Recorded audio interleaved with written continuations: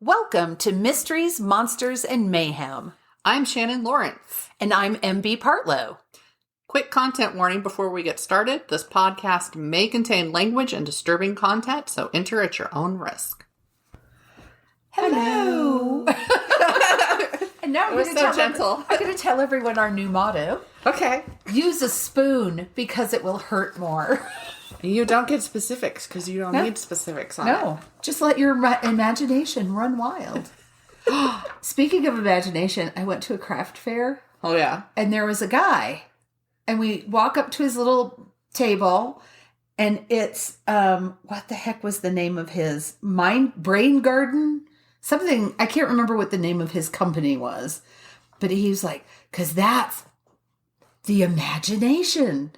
And I was just like, and he'd like turn doodles into stickers. And yeah. I was just like, wow, dude, what are you on? Is it prescription? Do you grow it behind your house? I'm like, good on you. You're trying to make a buck. I applaud that. I don't think you know your market or have even thought about what a market might be, but he was a happy little dude. That's good. Maybe he sold some stickers. Maybe. That's the imagination part. Like, no. The customer shouldn't be having to use their imagination to figure out why they would buy your products. That's not how we sell. No, I don't have an inherent need for stickers. No.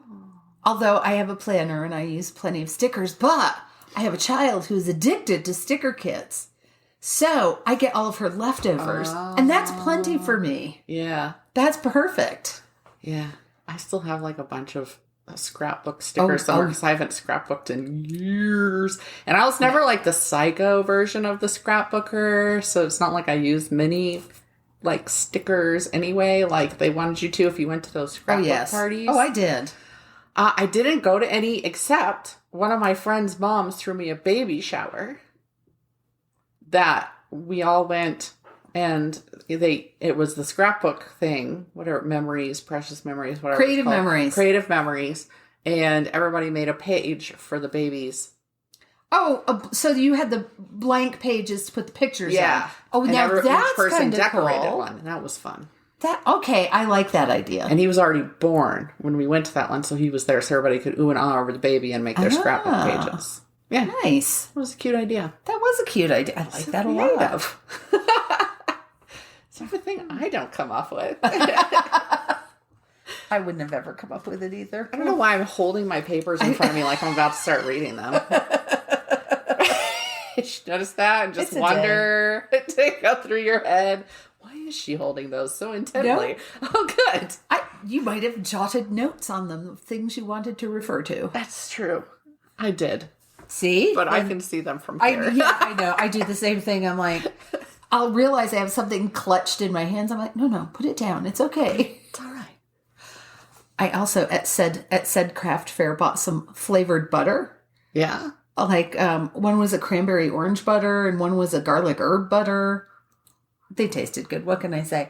But if you bought 4, you got a little gold butter knife. I'm like, I looked at the woman and I said, I need 4. I went, well, this was after I had picked out 4. It was already paying for it because it was cheaper. And I said, you should have led with that. I said, I would have bought 4 just to get the damn knife. It's just a little gold butter knife. She was just like, I'm sorry, I buried the lead. I know. Put a sign out that says buy 4, get a little gold butter knife and put it there. Yes. Tape one to your little, come on, marketing people. And then there was a guy selling ranch dressing, different varieties of ranch dressing. Huh. Yeah, that's what I thought. Okay. I don't go to craft fairs because there are people there.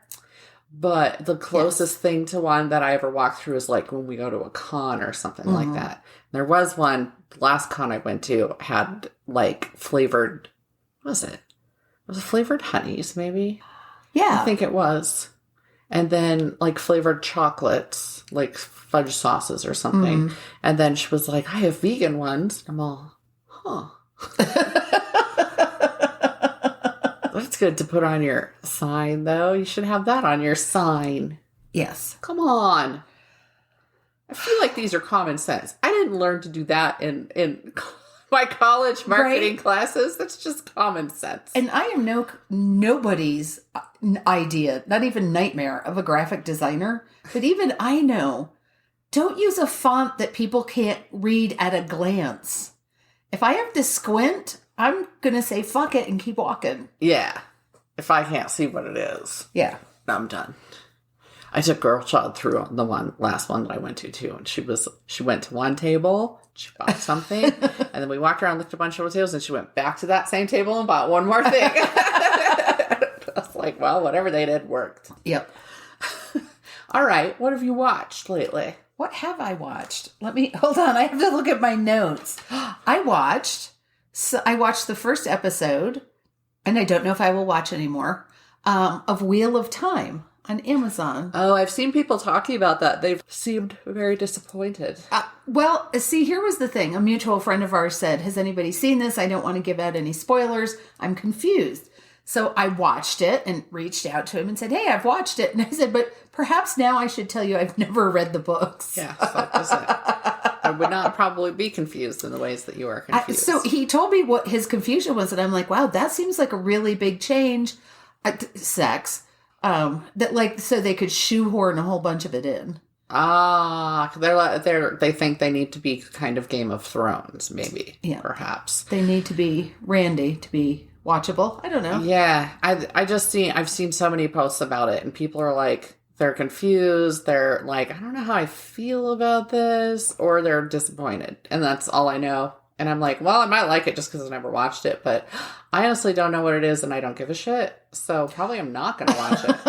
Well, I haven't even seen a preview for it. After watching it, I thought I might watch one more episode to see what I thought. And then I thought, maybe I will go read the books. I mean, not today, but maybe I will go read the books. Yeah. So what have you seen lately? So, lots of things, because I didn't finish a book for this time. Oh, okay. I can talk books. You can talk That's right. So, I mean, I watched Resident Alien, which you've talked about on here before, at least once.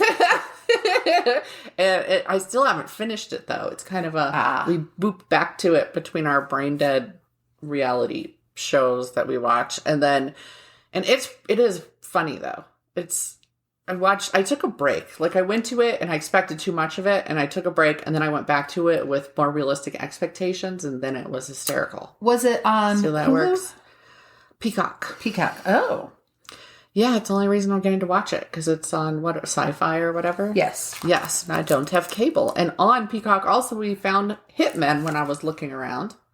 And it has, for the people who watch...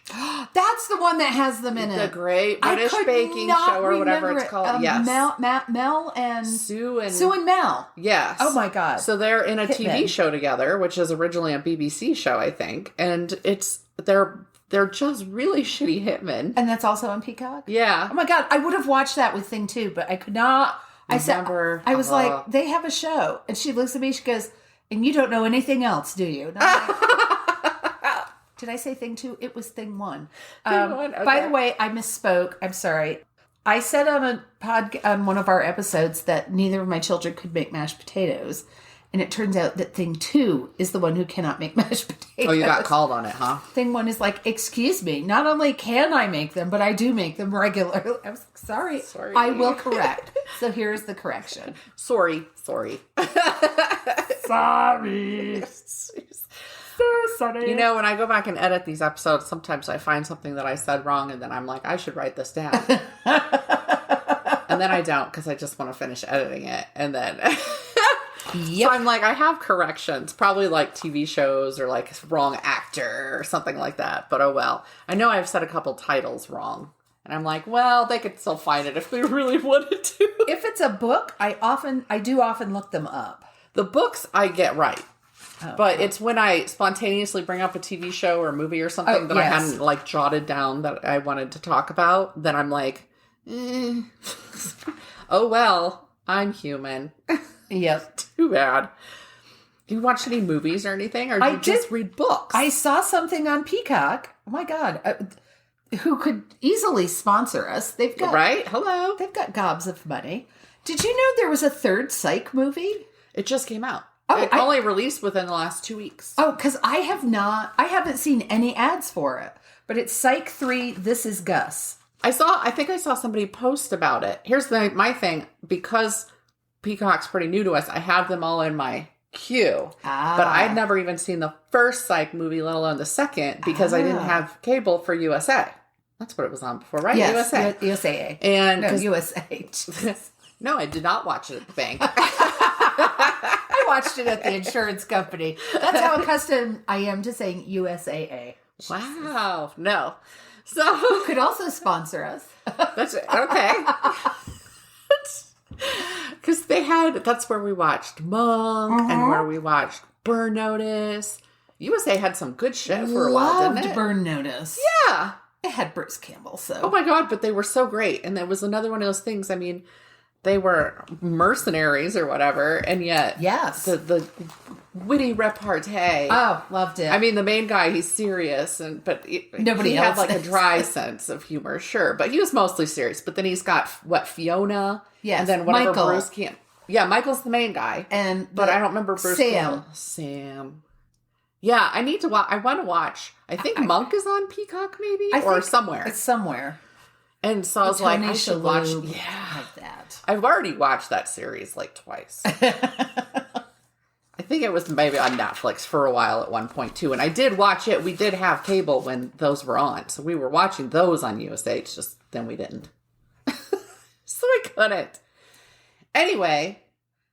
I'm busy writing stuff down. So well, I've been burning through Shudder. And so yes. I watched 2. I've watched a bunch, let me just say. There were 2 that stood out to me on my last watch. And it was Darlin', because at the end, I watched through this whole movie, and then they're like, tribute to Jack Ketchum. Oh. Also known his real name, Dallas Mayer, I think.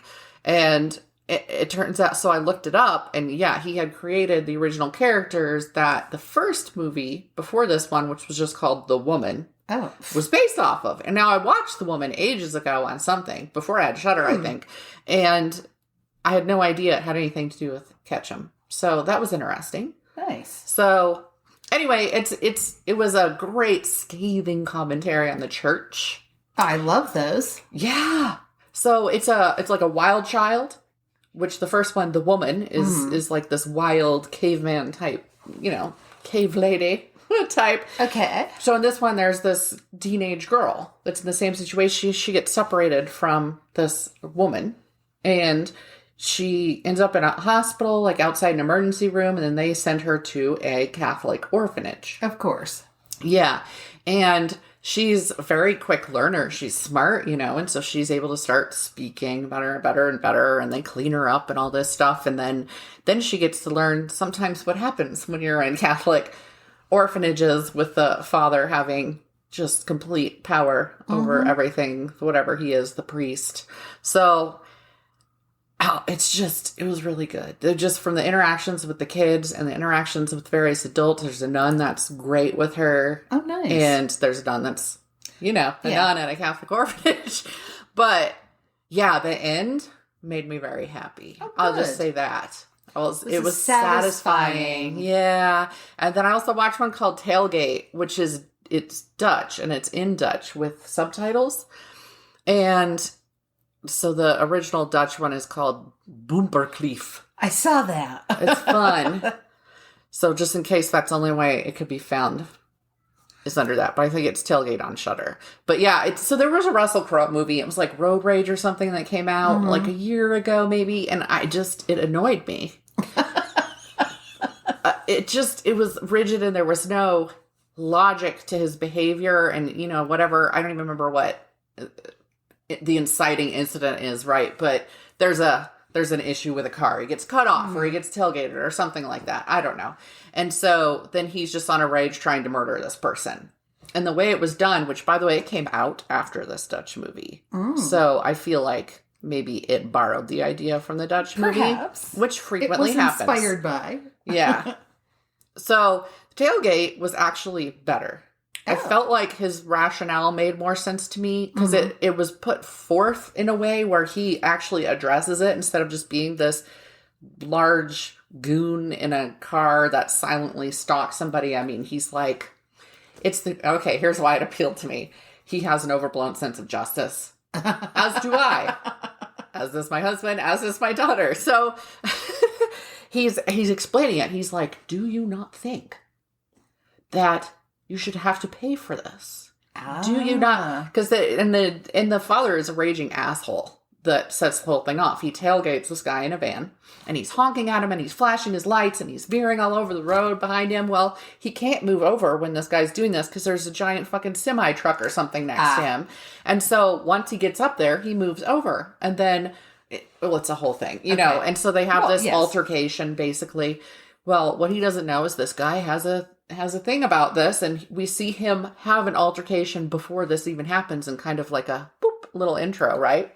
So we already know, maybe you don't want to fuck with this guy. So it's an established pattern instead of just some dude who loses his shit randomly one time and then forcefully. Yeah. So, but he's actually stalking a family, husband, wife, 2 kids. It involves the parents of the husband. I mean, it's a mess. Damn. And at one point they get to the police. So yeah, it was just much better done. Oh. So, and Dutch is fun because there's a lot of, I mean, English is Germanic. I figure the Dutch is related, but I haven't looked into that, so don't quote me on it. Because there's a lot of words that you're like, oh, and you recognize them. Yeah, Dutch. I was going to say Dutch is very easy to listen to. Yeah. And you think you can understand it. Whether or not you can, I'm not going to say, but you think you can. Yeah. Because there are enough similar sounding words. I was part of a conversation once that involved a woman who spoke Dutch. And I don't speak any Dutch. Or German, but which was the other language she spoke. So, but yeah, it's like I was sitting there going, I know what she said. Man, it's fun. It's the second Dutch horror movie I've watched, and so far I've enjoyed them both. Because the other one involved like a lion that gets loose in Amsterdam or something like that, and they actually did go between Dutch and English in it. Oh, so you're like, wait. I know these words for real though. Wait. It takes your brain a moment sometimes when they switch. Yes. Yeah, I watched another horror movie recently that did Chinese and English. Oh, there's a distinctive difference in. So when they were speaking English, you knew they were speaking English. But yeah, the Dutch, you're like, oh, those aren't just words that sound like I should know them. Those are words I know. So those are the ones I watched that stood out. Have you heard anything about The Guncle? No. Okay, it's a book. It's by Stephen Rowley, and it's The Gay Uncle. Okay. So they call him, I'm Guncle? trying to think, Gap, Gay Uncle, no, Gup, Gay Uncle Patrick. So what happens is, this guy's... I'm not sure how I feel about that, actually.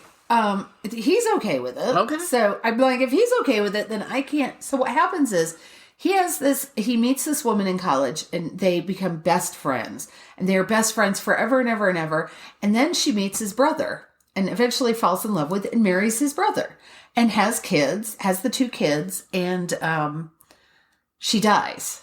That's not a spoiler. That's the setup for the book. It's a Disney book then. No. Yeah, kind of a Disney-ish thing. So his brother comes to him and says, I need you, and it's in the summer or at the beginning of the summer. And he says, I need you to take the kids for 10 weeks, 8 weeks, 10 weeks. And Patrick is all, oh, fuck, why? What? No. And it turns out the brother has become addicted to, over the course of his wife's illness and her death, he became addicted to pain pills. Oh. So he is admitting this, and he needs to go to rehab. Clean. Okay. And he said, the rehab is not far from you. So I want the kids who are, I want to say 9 and 6, little boys 6, little girls 9. I want them to come and stay with you at your home while I'm going through this. And so, of course, you can't say no to something like that. No.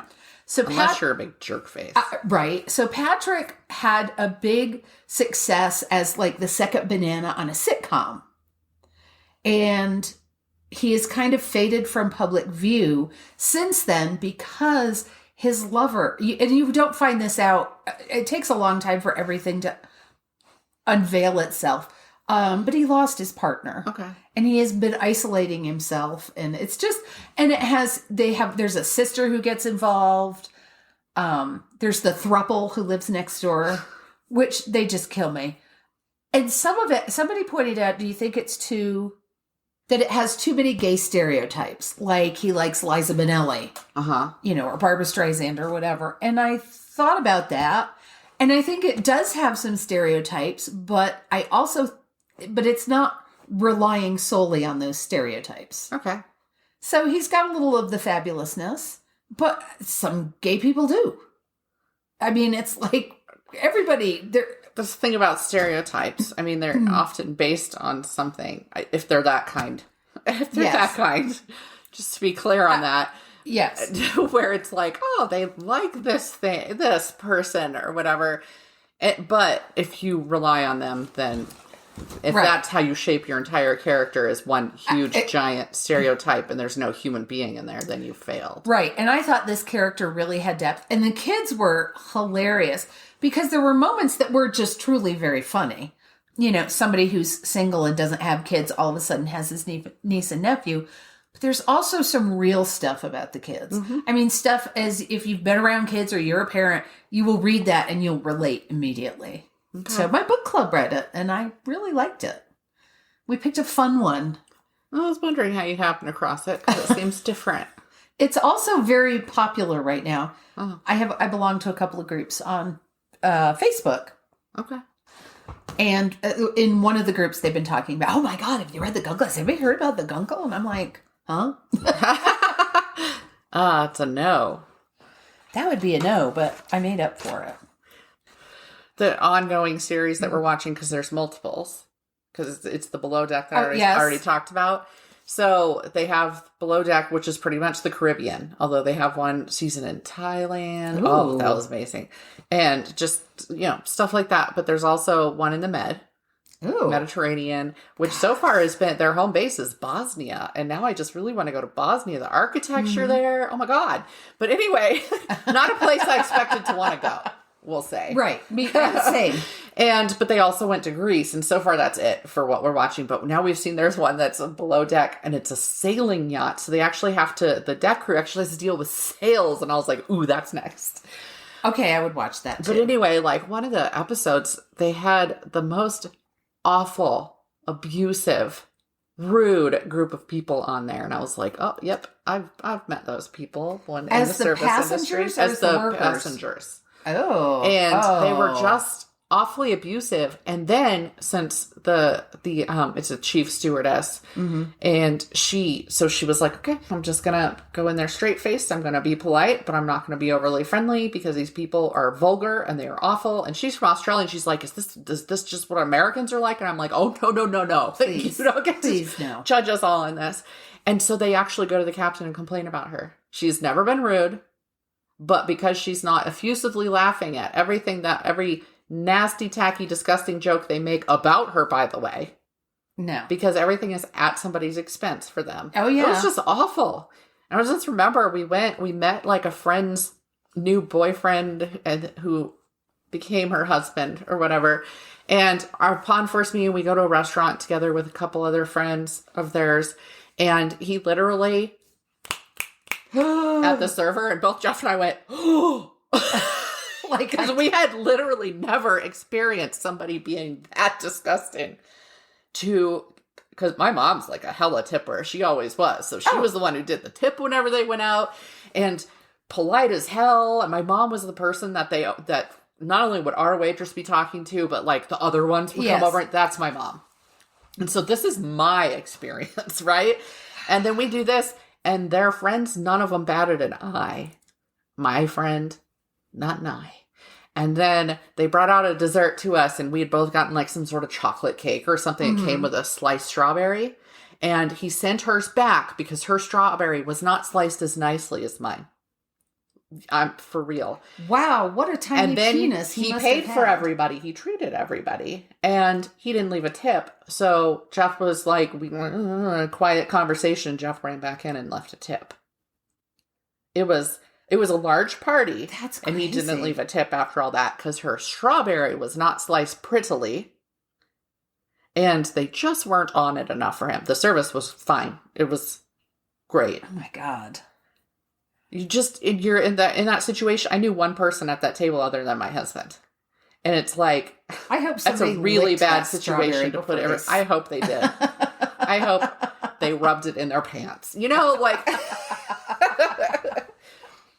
just to be clear, the people at the restaurant I worked at did not do stuff like that. No, but it's like, even though we wanted it and joked about it. When we were involved with a writers' conference at one of the big signings, one of the keynote speakers snapped like that to get one of the, because we had some runners who would go get them something to drink or get them a pen or a Kleenex or just make sure everything was good and it was snap, snap, snap.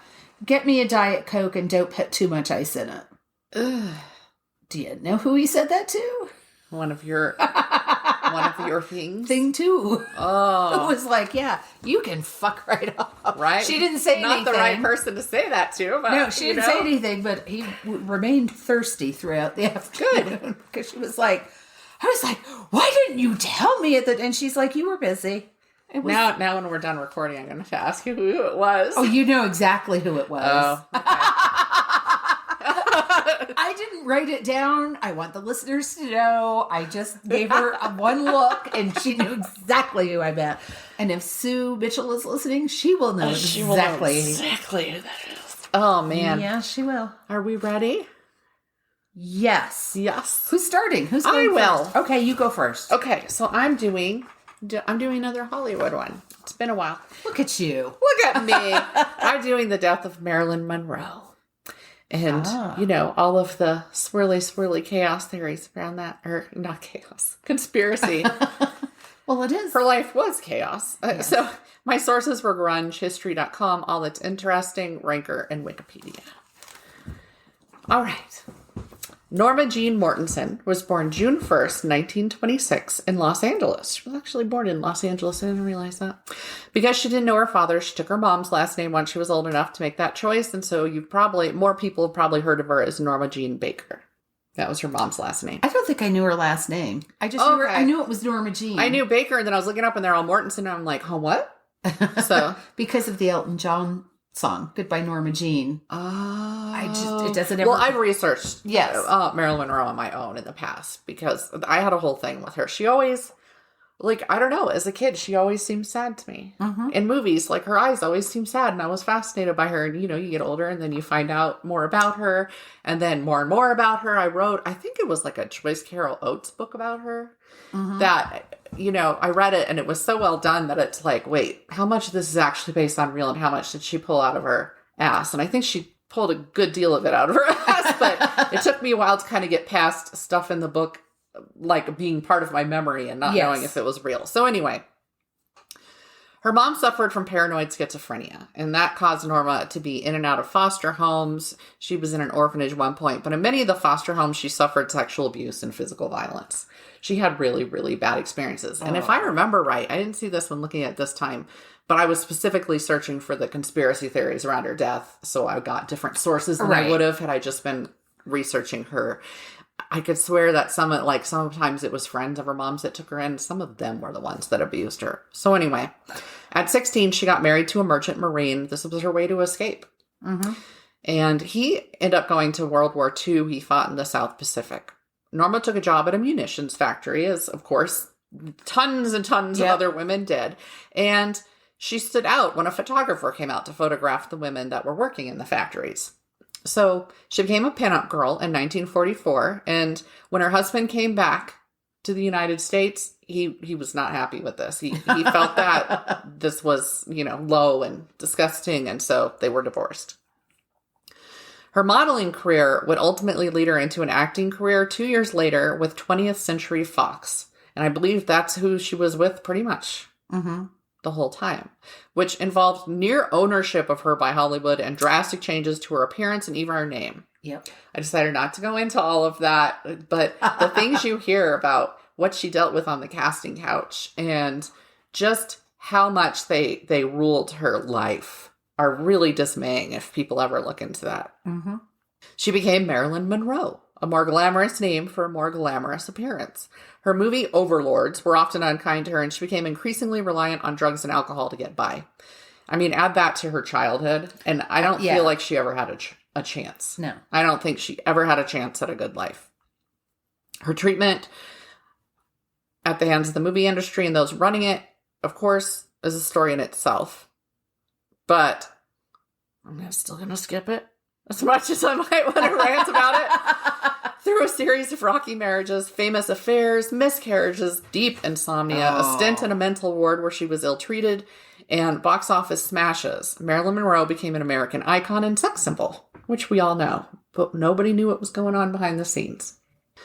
She was known for arriving late on set, no showing at times, and for flubbing her lines. She had trouble memorizing her lines, and it was a constant, I think the directors felt like they were pulling teeth to get things out of her. Right. But of course, on screen, she was magic, and so they were willing to deal with that. She would be under the influence of substances on filming days. It became an increasing problem as she progressed through the movies. To the outside world, she was a successful actress, and the people loved her, never knowing how much she was actually struggling. In 1961, she divorced Arthur Miller, the playwright, and had surgeries to remove her gallbladder and to treat endometriosis. And just so people know, yeah, not fun. Neither one of those. And I believe it was the marriage with Arthur Miller where she had at least one, if not two, miscarriages. But again, I didn't look that up. It's just memory. And just so people know, endometriosis can't actually be cured. It's incurable, but they do things to treat it in the short term. They can even do hysterectomies, but if it's gone to other parts of the other organs, like mine had, a hysterectomy actually doesn't get rid of it. She was hospitalized for depression briefly. She then got a sinus infection that affected her work on her final film, That's Something's Gotta Give, which was never released. She did a series of interviews to show she wasn't insane, which the heads of the film had accused her of publicly. They started making public statements about her. They were pissed. And because she kind of disappeared for weeks.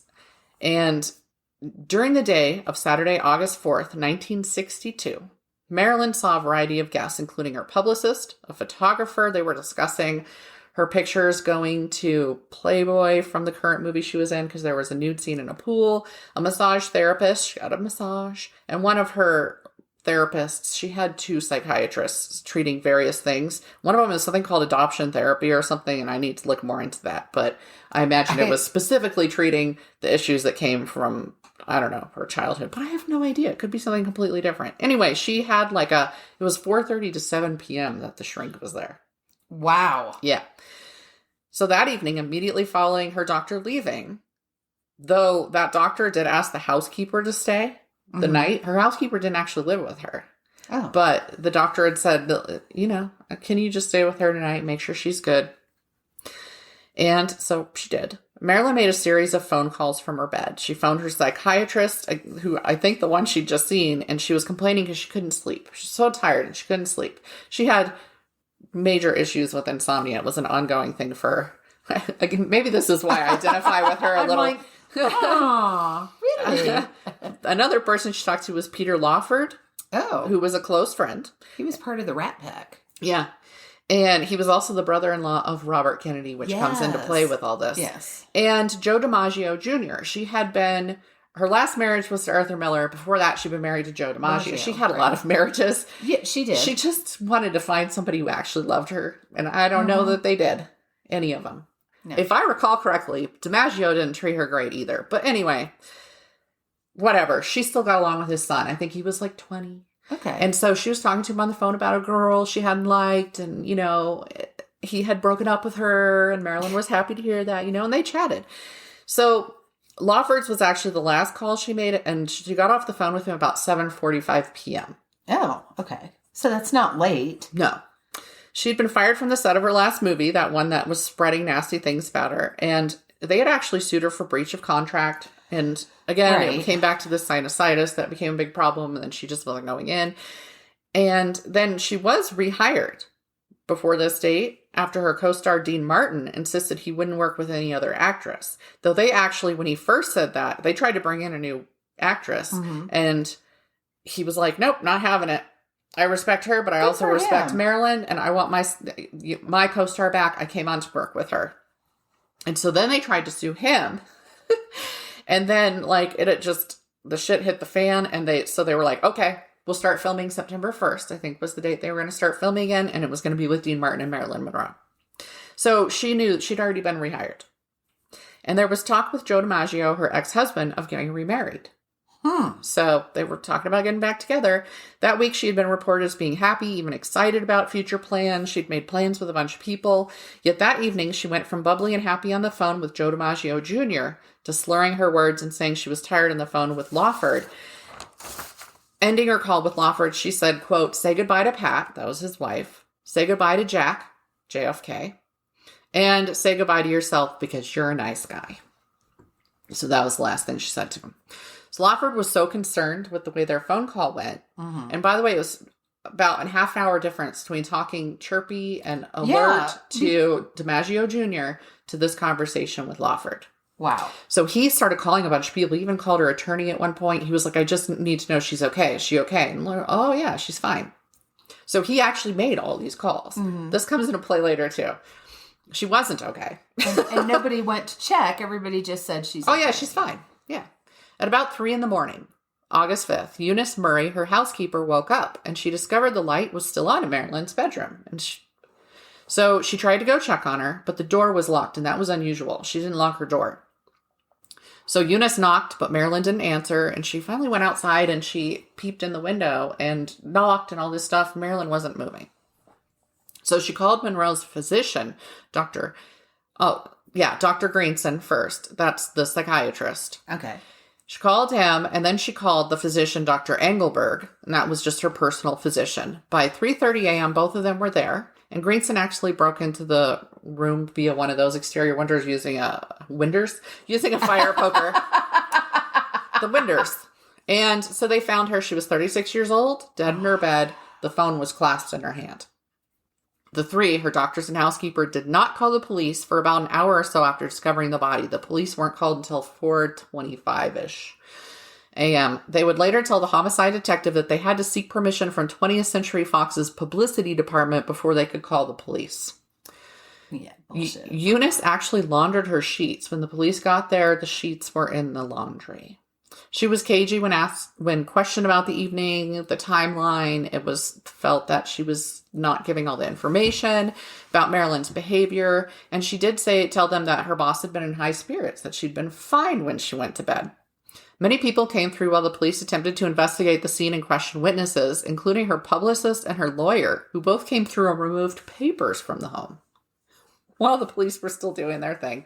They just hustled on in and just, officiously went through and took things from the site. And the police, I guess, shrugged it off? I don't know. Yeah. Medical examiner, he was actually a junior medical examiner, Thomas Noguchi, ruled her death an overdose on chloral hydrate and pentobarbital. And he said it was a probable suicide because the pills had to have been taken in a very short term, all of them together. So it wasn't like she kept forgetting. Right. And taking it. From the sound of it, he was thorough. There were no pills in her stomach.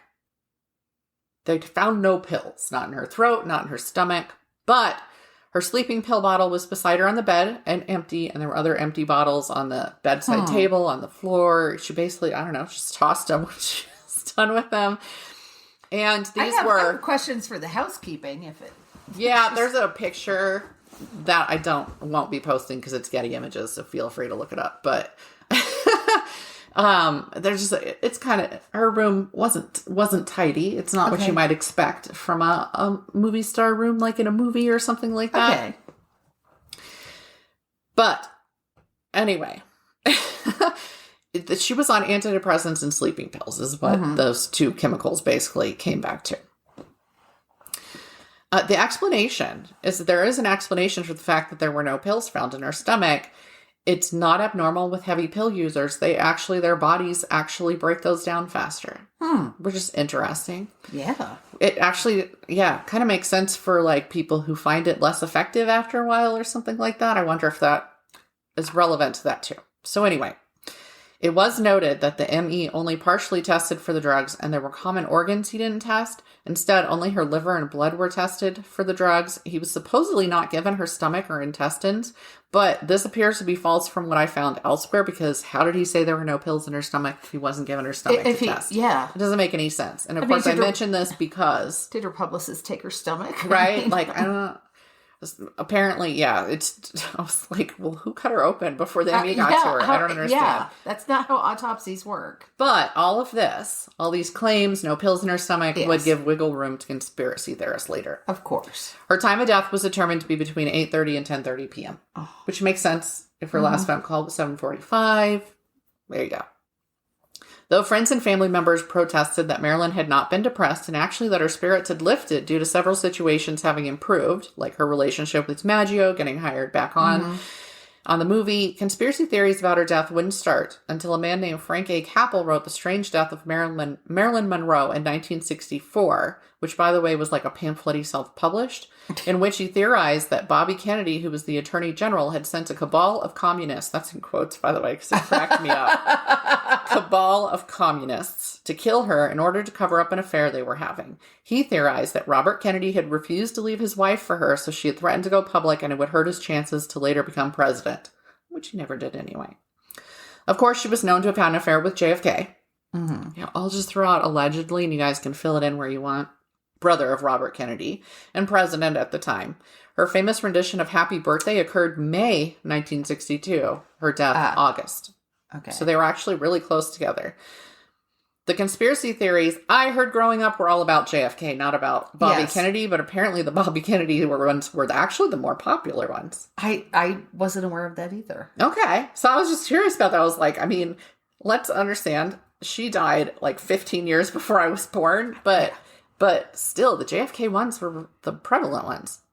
Then, the affair with JFK was known to be a fling. Like, I don't think anybody ever considered it to be serious. But when they were making the accusations about Robert Kennedy, they thought it was a serious affair. Huh. Yeah, I have no idea. Apparently, Monroe had expressed being afraid of Peter Lawford, actually, which is weird because she was friends with his wife and everything. And with him, clearly. And she thought that he would kill her for his brother-in-law someday. Like, if ordered, he might harm her for Robert Kennedy. So that one seemed odd to me, too, because I'm like, no, she talked to him. He invited her for dinner that night because he was worried about how she said it. Or not that night, but that night when he was talking to her, he said, why don't you come over this week and have dinner with Pat and I, you know? And so... And he called all the people... And he called checking on her. So, like, anything involving him in the conspiracy theories really didn't ring true for me. Because I was like, he was the only one worried about her that night. Yeah. But I'll tell you the conspiracy theories anyway about him. So, well, I'm going to do that right now. Okay. The conspiracy theory, the big one involving him, was that she had partied at Lawford's house that day, and Robert Kennedy had been there, and that they had kind of plied her with her own drugs. And I'm like, why would she have her antidepressants and her... Yeah. Sleeping pills with her there, which is what they... But anyway. You're expecting a dull party if you take your sleeping pills. Right? Anyway, the story was that she'd OD'd there, or that they'd called the ambulance because she seemed to be sick and she died in the ambulance. And to cover it up so that Robert Kennedy wasn't involved, he left town while Lawford returned her body to her bed and did all this to make it look like a suicide. So again, this one is one of the ones that, honestly, they're so ridiculous, all of them anyway. But anyway, within a few years, they were also surmising there was a book that was taken more seriously that's going to come up, and it was really the one that set them off. So that first pamphlet actually didn't catch a lot of people's attention, but what's funny is a lot of the books that came later took information from that pamphlet. So even though that one didn't like hit the news big time and have everybody believing the conspiracy theories until an actual biography of her came out, it was cited in so many later books. What is it about a pamphlet that gives so much weight? Because remember when I did the werewolfery? Oh, yeah. That was all based on a pamphlet. I could almost believe that more back then than the 60s and 70s. Because, I don't know. It's self-published. Yeah. So, why do people be like, well, it was in a pamphlet, so it must be true? Yeah. Well, and it's funny because I got more information about this author later which explains some things. Within a few years, they were also surmising the CIA had killed her for JFK because she knew government secrets involving Fidel Castro. And I was always like, yeah, because when they snuck Marilyn Monroe into the White House, exactly what Kennedy was doing was talking to her about Fidel Castro. He was talking about matters of state. That's right. I could see them considering her such a flake that they would talk stuff around her, perhaps. But I really don't think that they needed to do that. When Marilyn was snuck in there, there was other business happening. Yes. Okay. So here they picked up the fact that there had been bruising on a part of her body, but it had been in the autopsy. It was just considered to be a bruise, like she bruised herself at some point.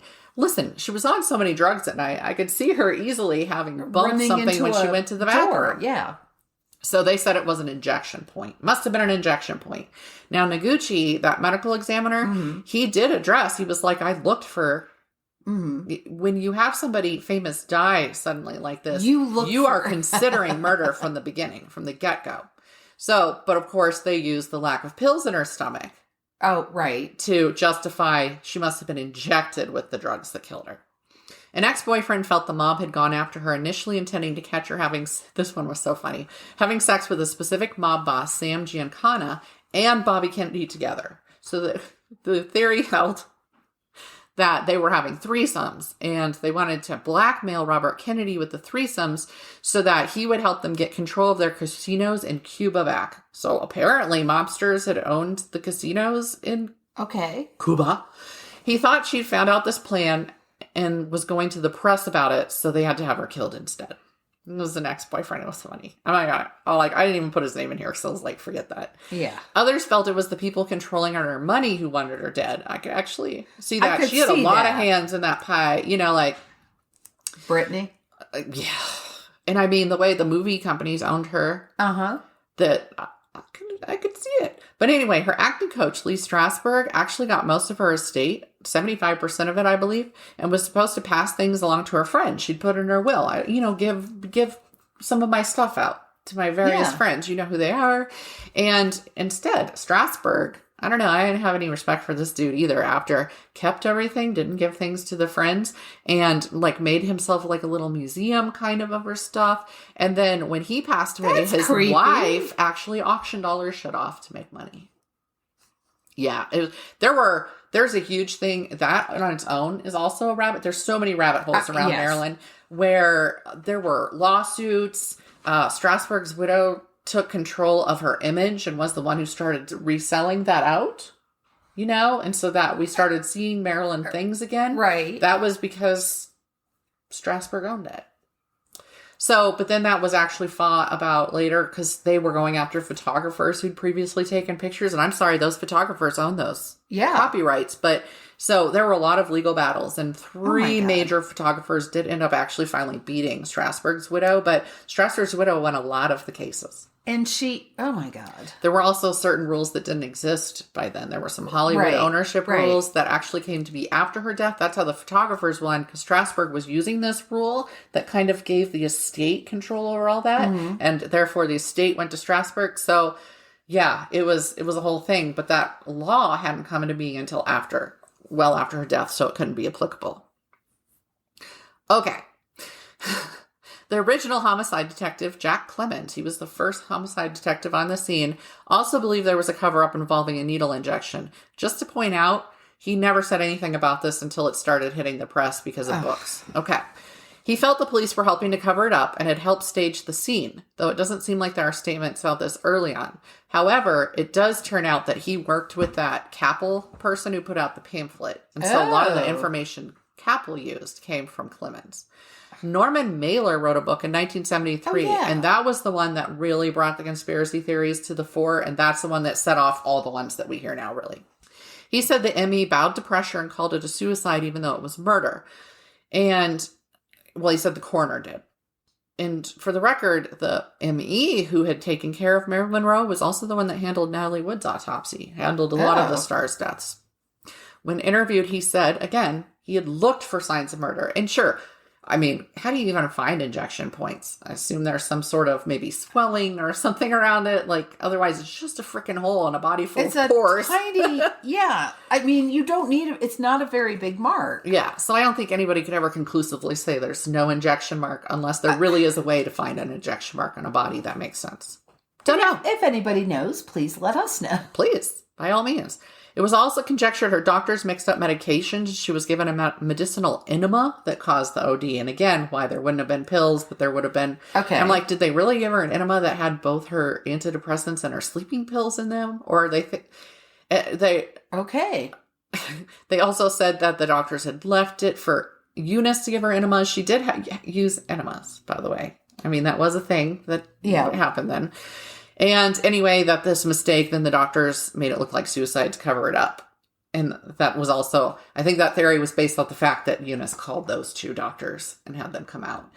And supposedly the doctors had started working with each other because she did have problems with addiction to medications to make sure that they knew what each of them was prescribing. Right. That makes sense to me. The two of them working together to care for her. Yeah. And because she was actively trying to get over her drug and alcoholism issues when all this happened, she was starting to do better. And so that's why everybody was so confused. They're like, no, she was improving. In light of 2 decades of conspiracy theories and some new information, the DA's office actually reopened the case in August 1982. I imagine that's why it really sprung back out there again and why I even would have heard stuff once I was a certain age. Lionel Grandison, the deputy coroner, made a statement that he'd been forced to sign the death certificate with the suicide as cause of death or risk losing his job or other more serious consequences. So he actually supported there being a conspiracy. He said the first autopsy file, a note, and a police report had disappeared, that he hadn't had access to those things. A private detective also made statements that her diary was missing. There were also some conspiracy theories saying she had a red diary, which I thought was so funny. It makes me think of the red phone that the president had, you know. Yes. She had a red diary where she was keeping track of all of the government secrets she learned from JFK and Robert Kennedy. Sure. I'm sure she had so much time and give a shit to do that. But anyway, the private detective said that her diary was missing. Nobody ever found it. I'm more inclined to believe that if any diary ever existed, her publicist or attorney took it. I'm betting her publicist took it. Yep. So, and I don't believe there was much government information in it. Not for a second. It's highly doubtful JFK took that time. Again. Yeah. Like, by the way, could we not have sex right now? Because I really want to talk to you about Castro and the Bay of Pigs. Maybe, though, I just don't understand the kind of bedroom talk other people have. I don't know. Perhaps that's what they're doing. It's not what I'm talking about. Anyway, Eunice Murray. No. Me neither. Her housekeeper, the night of her death, would much later claim, years later, that Robert Kennedy actually came to the house that night and got into a fight with Monroe at the house. Years later. And I think it was like decades later. I call bullshit. Yeah. So I think just a lot of people, same thing happened with Natalie Wood. People want to make money. Yep. And if you were just lucky, in quotes, enough to have been associated with a star who died in a way like this, you're going to capitalize on it. And you can eventually sell your tiny little insignificant piece of the story. Absolutely. Speaking of which, like one of the ship's captain was writing a biography about like his experience the night of Natalie Wood's death years ago. They responded to a blog post I did. Actually, their publicist did. Oh. So anyway, I never saw if that came out. Maybe it did. I was like, okay, whatever. The 1982 investigation still closed, with probable suicide remaining the cause of her death, but it was like a 30-page or something. It did show there had been discrepancies. Okay. There were clear discrepancies in all of the information that they had. As far as Eunice washing the sheets, my theory is just that this was a person she'd taken care of for a long time. When people die, they soil themselves. Mm-hmm. I could totally see her having cleaned that up so that Marilyn wouldn't be humiliated, which is still bad, and police need to be able to investigate and see things as they were. But for me, that made more sense. That maybe especially didn't want her to be humiliated. If she had been with her for a long time and they had any kind of personal relationship, any kind of friendship, and she cared enough that when the doctor said to her, "Will you please stay with her tonight?" She said did. Yes. That does, I can buy that. I didn't find that anywhere. Like, I didn't see that she'd ever stated that. But again, she was super cagey and didn't make statements. Yeah, I could buy that theory. Yeah. So, Marilyn Monroe was such an innocent soul. Like, that's what people repeatedly say about her, the people that were around her. So, either they protected her or they took advantage of her. I think that's the only two relationships she had with people, you know? So, while the Kennedys clearly had no problem murdering people, cough, at least two of those making allegations, Clemens, who was that homicide investigator, and Capel, were staunch anti-communists. They were known for spreading rumors against the Kennedys and others. And by the way, those people who are anti-communist pretty much considered Democrats to be communists. Yeah. Which was interesting. Again, that goes back to my wanting to research McCarthyism and all that. So it's interesting they were going after the liberals, you know. They consider everyone who isn't them to be It's true, yeah. They went after one senator, actually, because he'd supported the Civil Rights Act of 1964. And so they spread information and pamphlets and whatnot saying he was homosexual, which, of course, then... Yes. Because they were very angry that he was supporting civil rights. And Clemens ended up... They dropped the charges against him because it was both of them involved. There's a whole organization that they were involved in. And... when he quit the LAPD, they let his case drop. They were like, okay, good. And then Capel was indicted for it. So Norman Mailer later recanted his claims on 60 Minutes that he'd made in his book about the conspiracy theories and said he was doing it to make money. For the record, 60 Minutes. The coroner who made statements about missing documents was actually discounted because he'd been fired for the charge of, quote, stealing from corpses. So not the most honest fella. And I could see him also trying to financially capitalize. Yep. The thing is, Marilyn Monroe suffered from severe anxiety and depression, for which she was medicated, as well as addiction issues, which she was attempting to treat. She may have been putting on a happy face for those around her. We all know that. People with depression mask. After all, she was an actress. And one who had taken on, not only was she acting in movies, she had taken on an entirely new persona that had nothing to do with the Norman Jean Baker, you know. In her time in Hollywood, she was always acting in front of people because she wasn't Marilyn Monroe. People with depression are used to making themselves look like they're fine. There are also swings that come with it, meaning she could have been in a good mood and something made her slide back into the depression. Yep. Since her last conversations were on the phone rather than in person, reading her actual mood would have been hard.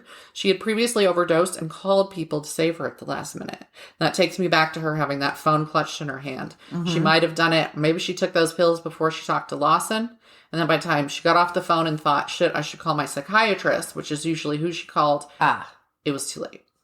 So that one actually makes sense. So it seems like more a cry for help from her typically than actual suicide attempts. Yeah. And insomnia, just for the record, doesn't help depression at all. I just want to be clear about that. Insomnia does not help anything. As somebody who suffers from basically all of the things that she suffered from except for addiction issues, I can tell you there are nights where maybe taking a bottle of sleeping pills sounds pretty tempting. But I don't take sleeping pills, for the record, because I don't want to be dependent on them. In all, she was a sad, sweet woman who led a traumatic life and suffered deeply for it. She was taken advantage of by those around her and ultimately died alone in a locked room. Whether it was suicide, murder, or an accident, we'll never know. But no matter what, it's an unfortunate tragedy. It is. It really is. It's a very tragic, very sad story. Yeah. So I'm going to tell you about a woman who is not a tragic. Nobody was taking advantage of this woman. It was a moving target. How could they have? Although she had a very similar bad upbringing. Okay. So my sources for this are, of course, Wikipedia, Amazon, the Cult Education Institute, and Texas Monthly. Cult Education Institute. I need to look that up. You do. It's fascinating. So I'm going to talk about the conscious develop of body, mind, and soul. Okay. Because that sounds like a good thing. It sounds like something we should all be striving for because it's consciously making ourselves better people. Mini cults sound really good. Don't they? And like developing the body. That was the piece. It's got the body in there. So maybe it includes some kind of dietary component. But it does come from Texas, so maybe it's beef-based. Eat all the beef. So, but to understand this Dallas-based new religious movement, and that's the name of it, Conscious Development of Body, Mind, and Soul. Okay, so first you have to get to know Terri Hoffman. All right. Tell us about Terri. Oh, Terri. Terri was born March 21st, 1938, to a desperately poor family. She was sent to a Lutheran orphanage at age 9. At age 11, she was adopted and her name was changed to Terri Lee Benson. She ran away and married an 18-year-old truck driver named John Wilder in 1953. So if you do the math, she was 15 years old. She had her daughter Kathy in 1954, her son Kenneth in 1958, and her daughter Virginia in 1963. So she had her first child at 16. That just boggles. Mm-hmm. So during her divorce proceedings in 1971, she was committed to Parkland Hospital in Dallas for psychiatric evaluation by the man she was divorcing and her mother, her adoptive mother. But despite that, she got custody of Kathy, her eldest daughter, who was 17 at that time. So I'm like, oh, okay. Mm-hmm. They're practically an adult. Yeah. So. Okay, so you have 1 year of custody. But you never hear, and it was very hard to find anything about her children later in life. In the late 50s, Terri had become interested in meditation, metaphysics, hypnotism, the Silva mind control method, and the writings of Edgar Cayce. I don't know if it's Case or Casey. I've heard it as Case. Okay. We'll call him it. Then for the purposes of today, we'll call it Case. Okay. So if you don't have any idea what all of those things are, because I'm like, I was just going to go blithely along. And then I thought, not everybody knows everything. I mean, you all know what meditation is, I suspect, and hypnotism. Metaphysics, this is a super simplified definition, is the branch of philosophy that deals with the first principles of things, including abstract concept like what is being, what is knowing, what is time, what is space. Makes my head hurt. Okay, the Silva mind control method. Let me just say that deserves its own episode. So I'm giving you the brief. I remember reading about this. I may have even read the book, the original book, when I was younger. Wow. So despite its ominous title, is a self-help and meditation program that Jose Silva developed to increase his children's IQs. He had 10 children. Wow. And some of them, at least, are still involved with his organization. What are their IQs like? I didn't say that they were all brain surgeons or anything. So I don't know. It sounds pretty basic, and it is, but it goes on beyond the visualization and the positivity piece. It goes on to talk about alpha and beta brain states and developing your inherent clairvoyance and projecting your consciousness to connect with higher intelligences for guidance. Okay. So makes complete sense. And that's still, like I said, you can sign up. You can go online and sign up for those courses today if you wanted to. No, thanks. I'm not going to, but Edgar Cayce, now he is hard to encapsulate in a sentence or two. He was a Christian mystic. I found that, and I went, that's the right description. Because he was, didn't even write down what he was, if he was a Lutheran or what. But he was a Christian, and he was also a mystic, which was a big problem for everybody involved. He was a clairvoyant who claimed to channel from his higher self while in a trance state. And again, he also deserves an episode all to himself, since some people consider he is really the founder of the entire New Age movement. And the number of psychic readings he reportedly did is in the thousands. So his foundation still exists in Virginia Beach, Virginia, and I have visited it. I did not feel any psychic vibrations. I did have a psychic reading there. Oh. That was the psychic reading I had that I cried for 3 days afterwards. So no, not going to be talking about that either. Wow, no. So you're not encouraged. You don't recommend. Do not. But I have a friend who lives in Virginia Beach who does go. She gets some benefit from going to the Institute, and more power to it. Okay, so now you guys all know what Terri was reading and what she was thinking. You're with her. You got an idea of what ballpark she was playing in. So, what she put together was the conscious development of body, mind, and soul. So, again, I'm trying to abbreviate things and simplify things that are just fucking nuts. She taught people to fight against the Black Lords on different planes of existence while protecting themselves with powerful gems. Gotcha. So purely a coincidence, she started a jewelry business incorporated as CD gems. Her followers bought the gems and she turned them into powerful protection. Yes. Coincidence. Yeah. Queen Total Kitty. coincidence. There were Black Lords, Black Overlords, which were harder to defeat. And then there were Garbons. Garbons. Okay. These were beaked, slime-covered creatures, kind of resembling gargoyles, but they were invisible on this plane. All right. Yeah. So the goal was to join God and the 12 masters through reincarnation in the spiritual realm. And to fight these overlords, these Black Lords and these overlords. And the look in your face is priceless. I'm just considering when I can go join this cult. They had descriptions of how she would. One of the articles, I could not include everything, or I would be here for 2 days. So she basically passed off fiction as a religious movement. I can't imagine who else has done that. But the descriptions of them fighting the lords and the overlords, they had to close their eyes and go into a trance-like state. But then they would use letter openers and pens to make the gestures. Yeah.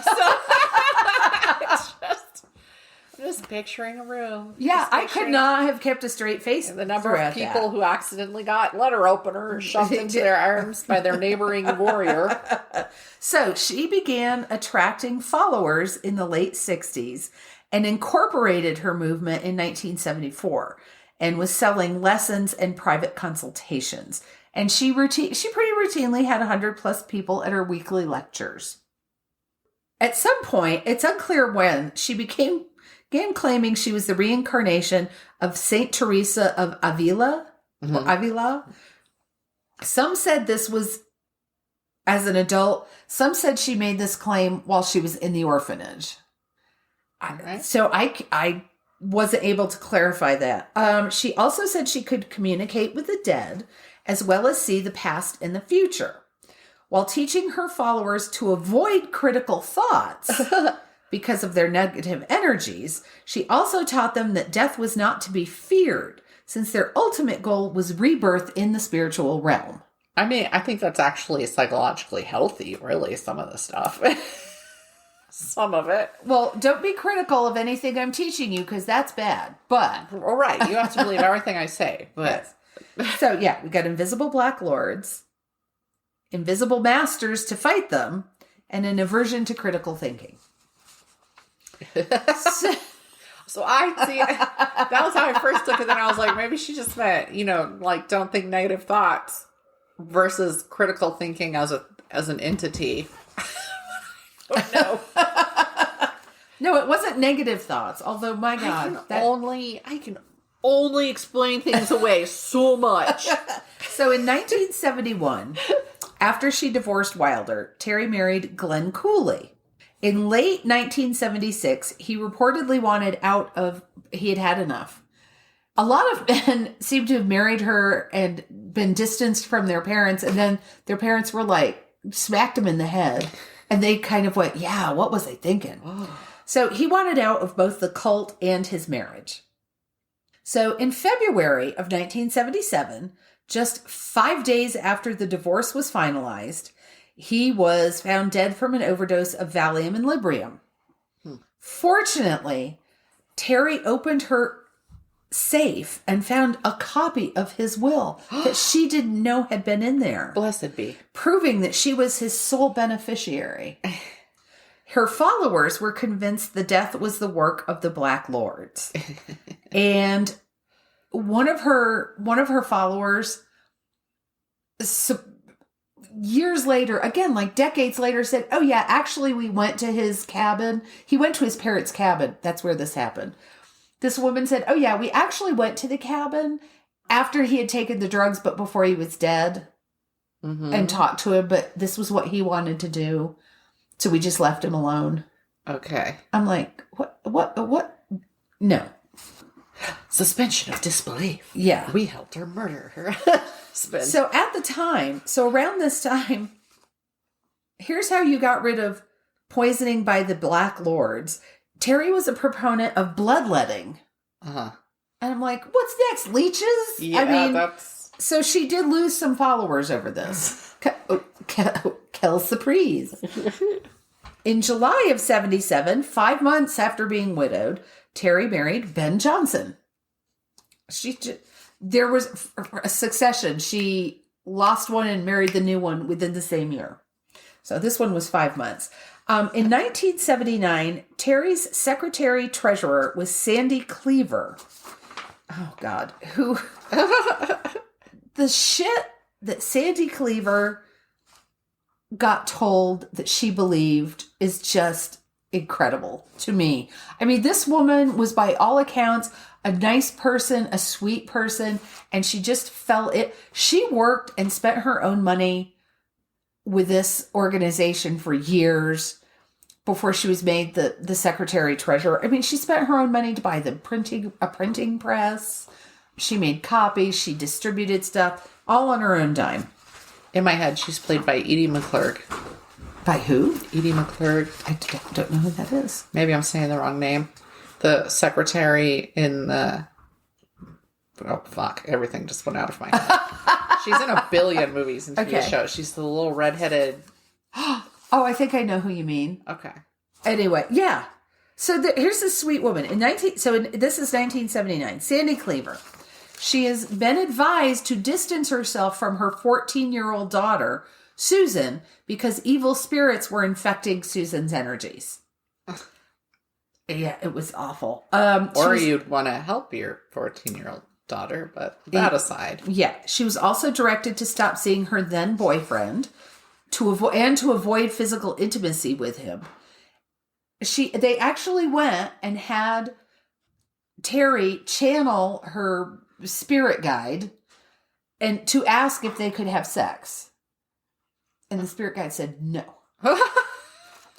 So you're seeing too much of him. Don't be intimate with him. And while you're here, we need you to prepare psychic shields for the leaders of Peru because they are in danger this week. Since she was up. While you're up. Yeah. Peru.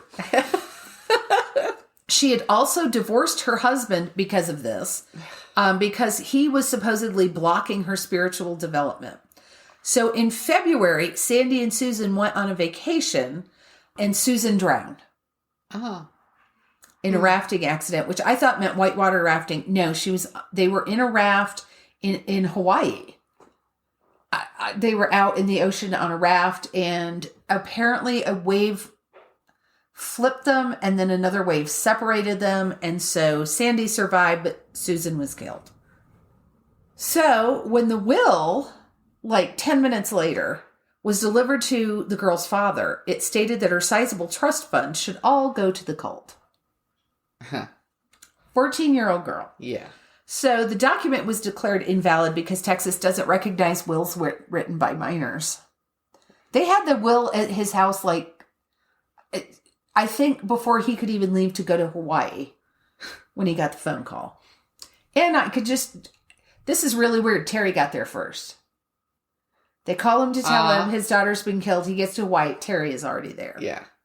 And by the way, can we have that trust fund? Gross. So Yeah, that's gross enough, but don't worry. Sandy had taken out a $300,000 life insurance policy on her daughter, payable to Terri. Shortly after this, Sandy also deeded her house over to Terri, then paid her for the privilege of living in her own home. Oh, okay. Yep. Cool. You can't even, I'm waving my hands, I just can't even say this, because the saga of Sandy is not over yet. Oh. In September of 1981, she was on vacation in Colorado, and she had brought her maid with her, Wheezy Watson. Drove her station wagon off a mountain in Colorado. Huh. Yep. Fortunately, they had both recently updated their wills, Both of them. leaving Terri again as the sole beneficiary. Of course. So Sandy Cleaver's brother contested the will, and Terri eventually settled it instead of letting it go to trial. Uh-huh. But that doing the settlement gave the cult more bad publicity. And 3 out of the 4 people who testified to support Terri later killed themselves. I wonder what their wills looked like.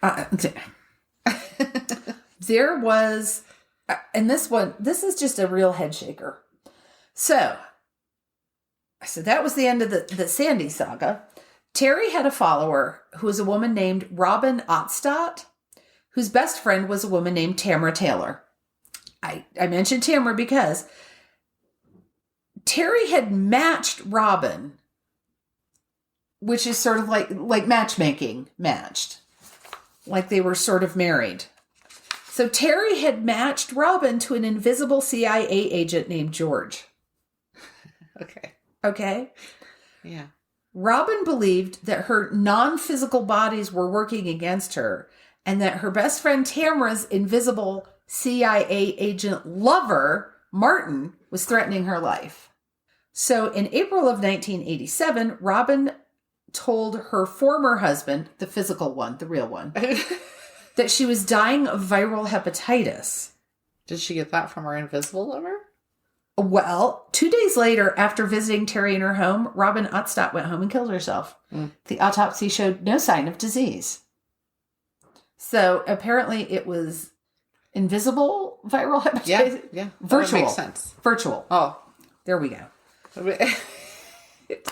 In November of 87, follower Mary Levinson died from a drug overdose and with $125,000 cash missing. Her will had been changed 2 weeks earlier, making the beneficiary an ex-boyfriend that Terri had introduced her to. So, okay, we could possibly put that one on the boyfriend, but... Okay, so remember when Terri divorced Ben Johnson back in 1980? Yeah. He got off light. So that same year, she married Don Hoffman. Okay. In September of 1988, after having fallen out of favor with the cult, Hoffman was found dead from a mixed drug intoxication. That was what the coroner's report said. He left a note citing his terminal inoperable cancer and the great pain he was in as a reason for his suicide. Guess what? The autopsy showed no sign of disease. No, there was no cancer. Okay.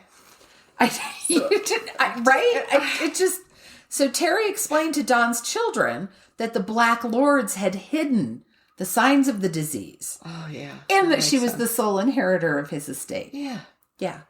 So 4 days after Don's death, a former cult member named Jill Bounds was beaten to death in her home.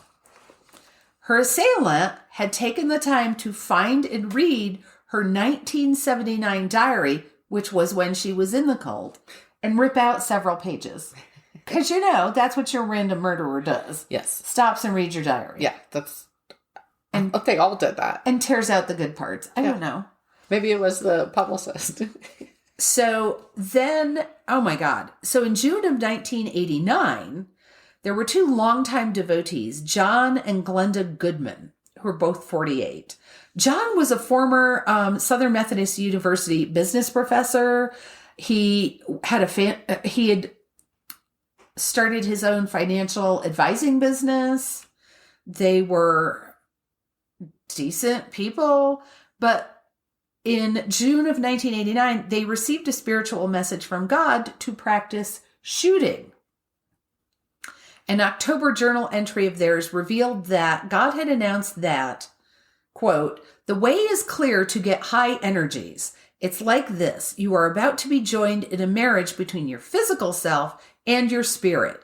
All is in readiness. The date is set for October 20. End quote. So the bodies were found in November after they had ritualistically killed themselves or each other. It's not clear. They were never clear. Did they shoot themselves together? Did they shoot each other together? Was it a murder-suicide? But the masters told them to kill themselves, and they did. So they died without wills, but they had given Terri in the neighborhood of $110,000 in support, and at her insistence had cut off contact with their parents and their children to avoid negative energies and spiritual contamination. Cult 101. Yeah, you cut them off from the people who care about them. Now, so finally, the Dallas DA's office did launch an official investigation into Terri and into this cult in January of 1990. They worked on this for 4 years and were not able to produce any conclusive evidence of wrongdoing on her part. Okay. She did file for bankruptcy in October of 1991. In 1994, she was convicted of 10 counts of bankruptcy fraud, was sentenced to 16 months in prison, and served 12 of those. In 2002, she married a man named Roger Keneally. I'm not sure how to pronounce it. I apologize. And changed her name to Terri Lilia Keneally. In 2006, get this, she published a book with Mike Ryan titled The Colors of Money, Finding Your Money Force. So I of course, I had to look this up. So Mike Ryan seemed that he did have credentials, that he was a certified financial advisor, or he had some background. Her about the author said, Terri Lilia Keneally is a consultant/counselor with over 40 years of experience. She is the author of A Balanced Path to Mastery and Enlightenment and has created the Heaven and Earth Collection, a series of visionary photos. Not that she ran a cult. Mm-mm. That's hard to abbreviate. As you can tell, it's fucking hard to abbreviate that, to boil this down. Cram it into a nutshell. So, the book description. This book identifies our relationship with money on 4 different levels: physical, emotional, mental, and soul. Each level has a color associated with it, and you will learn how to use these colors to activate your money force to provide a greater balance in your life and achieve a new level of well-being and prosperity. Awesome. It has 3 reviews on Amazon. I'm sold. 2 of them are 1-star reviews, and 1 is a 5-star review. And the 1-star reviews are like, holy fucking shit, look this woman up. What basis does she have to be? This is a bunch of crap. Yeah. And then the 1-star review was, or the 5-star review was like, this is an excellent book. I pick it up frequently, and every time I do, I learn something new with it. Uh-huh. Sure, she had a hard time. Oh, a hard time. But we shouldn't hold that against her. Okay. I'm like, she's one of the greatest minds of the last 100 years. Okay. All right. So, yeah. So, she died on Halloween in 2015 at the age of 77. Apparently wasn't drugged, didn't commit suicide. I like it when cult leaders kill themselves best because they clean up their own mess. Yes. And one of the reasons I'm trying to remember how I even stumbled across this, because this isn't one you hear about a lot, but a lot of people, and I may have missed some. There may have been more deaths that I didn't catch. Yeah. Because there's so fucking many. First of all, you don't hear about this very much. Now, it started in Dallas, but she was expanding into Chicago, so some of this happened up there.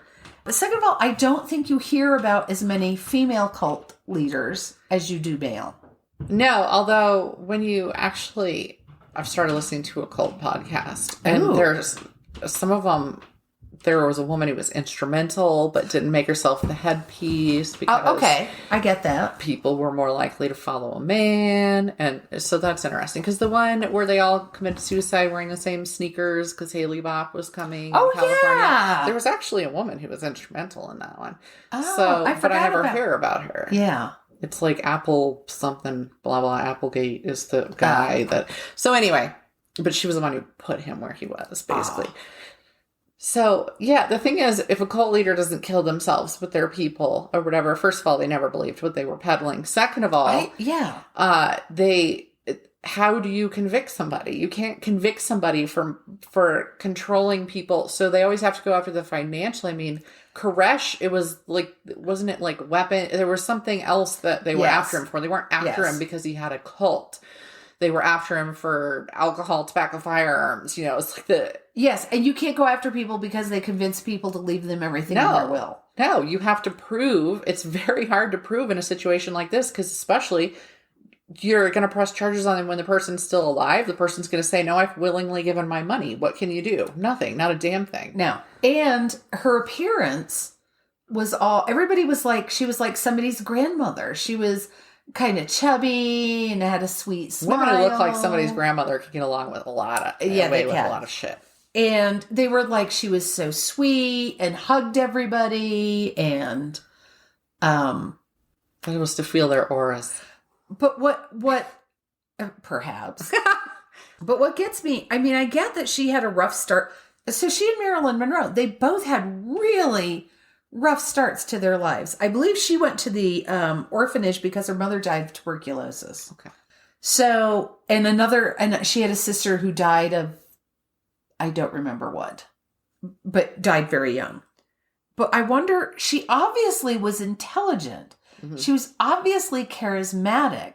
What could she have done if she didn't want to take advantage of people? If that wasn't a component of her? And it never said. And in the pictures I saw, she's getting all this money from people. What the fuck was she doing with it?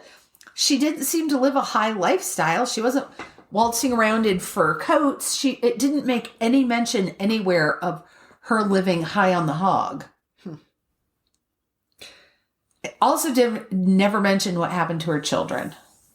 I mean, in Jonestown, they weren't living high on the hog for most of it either, but I mean it went into, well, he bought all the stuff he needed to, but even with all the money that people gave him, they were living off of rations basically when they were in and he Jonestown. did pay to get them to transport the people there. Yeah, he did. The land was kind of given to him, but right. Yeah. But they did have some supplies and yeah, but I mean, nothing was like, he wasn't walking around all gaudy and stuff like that either. But if you're also supporting cult members to an extent, I don't know.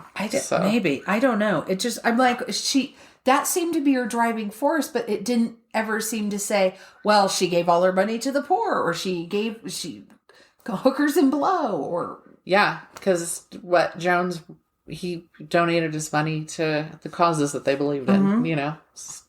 Socialism and whatnot. She seemed to be the cause that she believed in. Yeah. The image of them, of adults, and it listed that there was like a professor and a doctor and a car salesman, all these people, all their professions, standing in a room with their eyes closed, waving pens around, thinking that they're killing the Black Lords.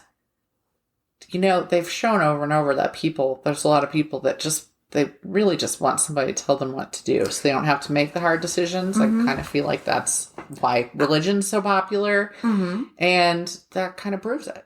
Doesn't matter how smart you are. Perhaps you need somebody to lean on and tell you what you need to believe in and why you have problems you do and to have solutions for it. Maybe that's the big thing. Maybe somebody who has solutions. Yes. Is easier to believe. I don't know. If something bad is happening to you, it is because of your energy on a different plane. That's or right. The people around you have negative energy, or your spiritual self is in trouble. Yeah. My spiritual self is in trouble. Well, yeah, absolutely. And I'm just going to let that go. I'm not going to... The black overlords or whatever they are. And what was the other thing? The Gorbans? Gorbans. I'm like, where the heck was it? Now I can't. Now I'm looking through going... Carbons. Garbons. Garbons. Garbons. It makes me think garbanzo beans. That's what I thought of when you were saying And it. you know what? She probably was like, yeah, we're fighting and she looked around and there was a can. And she was like, oh, garbage. Garbons. Yeah, this is why cult stuff fascinates me, because it's multifacets, right? The people who can fall for it and the people who can get people to fall for it. Have you ever met anybody who was charismatic and had this kind of line of bullshit? Because I knew somebody in high school who was selling a line of bullshit like this about, if you see this, you will be granted these powers and blah, blah, blah. And I still remember at that time, a friend of mine started dating him because she bought it. And I remember looking at him and thinking, what a crock of shit. I couldn't even keep a straight face. I'm like, nah, go on. Right. Like, I've known plenty of people who have some sort of weird belief that they'll peddle to people, and that I'm like, okay, you do you. But then the people around them that fall for it, pretty fascinating. I can't say I've met a cult leader, but I've met people who are peddling some weird falsity, and that people are like, I believe you 100%. And it's just, and I have plenty of friends who are into the metaphysical stuff too. Right. And I mean, in general, it's a positive thing. Yeah. It's meant to be a positive thing. And so, the things that she based it on, like Jose Silva, the Silva method, and Edgar Cayce, were not fighting interstellar beings. No. I mean, Cayce was further out there, but Jose Silva, he just wanted people to be able to tap their own potential and enlighten themselves and be smarter and better and happier. And I'm like, okay, whatever you might think about his method, at least he had good goals. Mm-hmm. But I'm like, but then you get into the Garbons and the Black Lords. Yeah, when it becomes sci-fi, that's problematic. When your sci-fi and your religion are slurring together. Cough, Scientologist, cough. I wasn't gonna allegedly. say that. Sorry, I'm just gonna randomly pepper everything I say with allegedly just to be safe. But yeah, cults are fascinating, and we've run long. So anyway, okay. Thank you for listening. We will talk to you next week. Bye. Thank you for listening to Mysteries, Monsters, and Mayhem. Find us on Facebook and Instagram, or at our website, mysteriesmonstersmayhem.com. Please like, rate, and review, follow, and share wherever your favorite podcasts are downloaded. Thank you for listening and supporting our podcast. We'll be back next week with more shenanigans.